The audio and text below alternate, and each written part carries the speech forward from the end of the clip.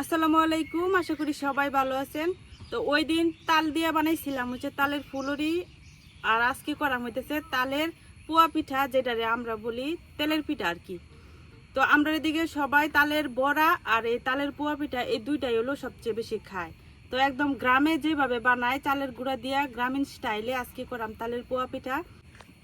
তো এখানে আমি চালের গুঁড়া নিয়ে নিছি, একদম ফ্রেশ চালের গুঁড়া, ডেকে থেকে কোটা। আর এইখানে আছে তালের রস।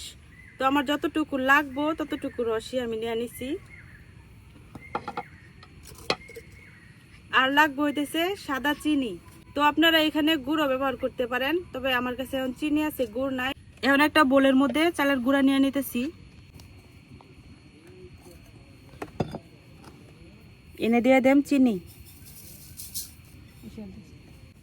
আর দিয়ে দিতেছি একটু লবণ। এখন অল্প একটু তালের রস দিয়ে দেম প্রথমে, তারপরে যদি লাগে পরে আবার দিয়া। এখন তালের রসের সাথে চালের গুঁড়া, চিনি খুব ভালো করে হাত দিয়ে মাখাই নিয়াম।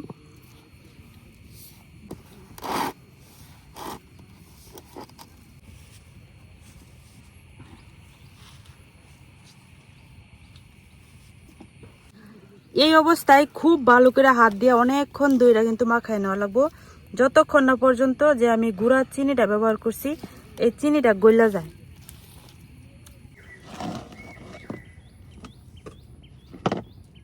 হাত দিয়া ভালো করে আমি চালের গুঁড়া, তালের রস, চিনিরে মাখাই নিছি। আর এখন কিন্তু একদমই চিনির কোনো দানা নাই, তবে আমার গোলাটা একটু টাইট আছে। এখন আমি অল্প একটু পানি দিয়ে নিম, নর্মাল পানি,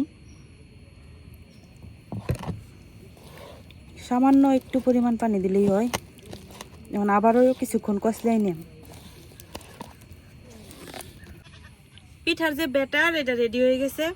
এখন আমি এটা একটা ছোট পাতিলের মধ্যে বইরা নিতেছি, নাইলে আমার পিঠা বানাইতে অসুবিধা হয়ে যাবে।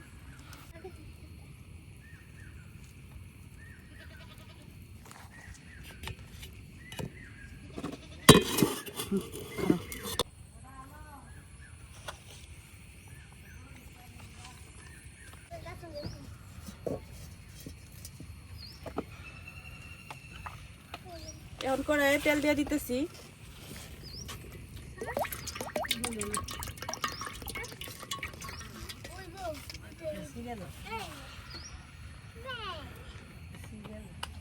আমরা এদিকে এই যে আমার হাতে যে দেখতেছেন এটা বলে ডাবর, আমরা ডাবরই বলি।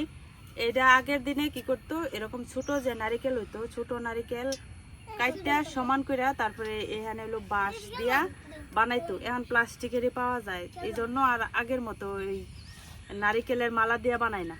তো এই ডাবরটা দিয়া হলো পোয়া পিঠা বানাইতে সুবিধা। এই পাতিলের ভিতরে আমি পিঠার ব্যাটারটা নিয়ে নিছি, কারণ এখান থেকে উড়াইতে ডাবর দিয়া আমার জন্য সুবিধা আর কি।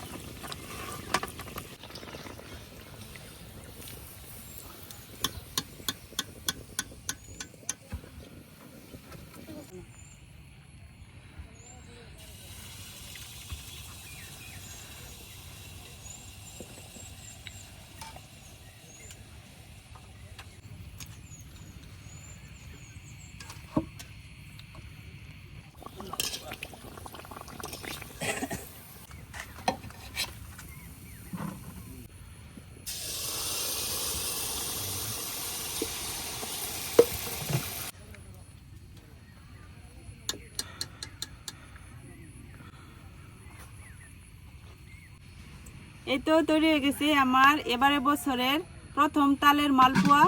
তো আজকে পিঠা বানাইতে বানাইতে আমার বড় ভাই আসছে, তো বড় ভাই ঢাকায় থাকে, অনেক দিন পরে বাড়িতে আইছে। তো ভাবলাম ভাই তো আর শহরে এরকম তালের পিঠা সচরাচর খাইতে পারে না, তো ভাই যখন আইছে বাইরে আজকে প্রথম পিঠাটা খাওয়াই। নাও সেদিকে পিঠা ভালো হয়েছে রে। হ্যাঁ, বছর প্রথম খাইলাম, বাড়িতে আইসা দেখি আমার বোনে পিঠা বানাইতেছে, পিঠা খাইলাম, পিঠা ভালোই টেস্টি হয়েছে। তো প্রচন্ড গরম, এই গরমের মধ্যে গরম গরম মালপোয়া খাওয়া অসম্ভব, তো যার কারণে আমি খাইলাম না, বাইরে দিয়ে খাওয়াইলাম। তো আজকে এই পর্যন্তই, সবাই ভালো থাকবেন, সুস্থ থাকবেন, আল্লাহ হাফেজ।